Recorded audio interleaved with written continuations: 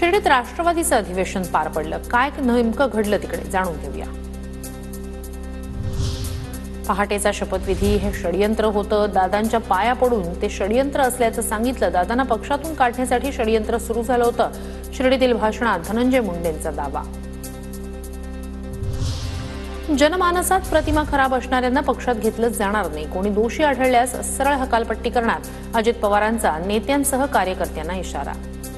जी जनमानसामध्ये प्रतिमा खराब आहे अशा माणसाला अजिबात राष्ट्रवादी काँग्रेस पक्षामध्ये घेण्याचं काही कारण नाही।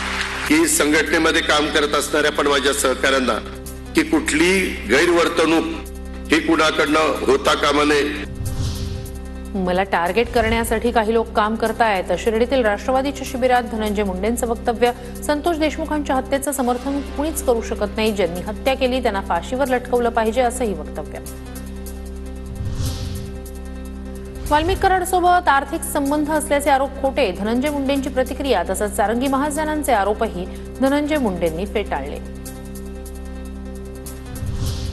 मला बदनाम करायचं असल्यास करा, पण बीडला बदनाम करू नका। मंत्री धनंजय मुंडेंची विरोधकांवर टीका। तर तुम्ही बीडचे असल्यामुळे बीड बदनाम। अंबादास दानवे यांचं प्रत्युत्तर। धनंजय मुंडे म्हणतात की मला बदनाम करायचं असल्यास करा, बीडला बदनाम करू। ते आता ते गाणं आहे ना, मुन्नी बदनाम होईल डार्लिंग तेरी। आता तुम्ही बीडच्या आल्यामुळे बीड बदनाम होतोय। बीडची नव्हे तर आका पॅटर्नची बदनामी होती। आम्ही आका पॅटर्नची बदनामी करत राहणार। तुमच्याकडे उत्तर असतील तर द्या।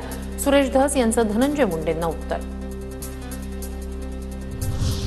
राष्ट्रवादीच्या शिबिरात नवाब मलिकांकडून बीड प्रकरणाचा उल्लेख। राज्यभर पक्ष आणि पक्ष नेतृत्वाची बदनामी होते। पक्ष नेतृत्वानं पक्षाच्या हिताचा निर्णय घ्यायला हवा। नवाब मलिकांचं मत। सूत्रांची माहिती। पक्षश्रेष्ठींकडे केलेल्या मागणीला यश आलं। धनंजय मुंडेंना पालकमंत्रीपद दिल्यानं बीडची ही अवस्था झाली। तर नैतिकतेच्या भावनेतून मुंडेंनी मंत्रिपदापासून दूर राहावं। आमदार प्रकाश सोळंके यांचा धनंजय मुंडेंना सल्ला।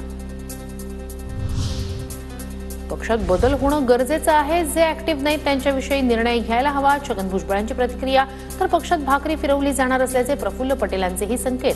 तालुका अध्यक्षापासून ते राष्ट्रीय अध्यक्षापर्यंत निवडणुका होणार। प्रफुल्ल पटेलांचं वक्तव्य। पार्टीचं पार्लमेंटरी बोर्ड तयार झालं पाहिजे आणि त्या पार्लमेंटरी बोर्डमध्ये जे आहेत महत्त्वाचे निर्णय, विशेषतः जे आमदार आणि खासदार यांच्या उमेदवारीचे निर्णय हे घेतले गेले पाहिजेत।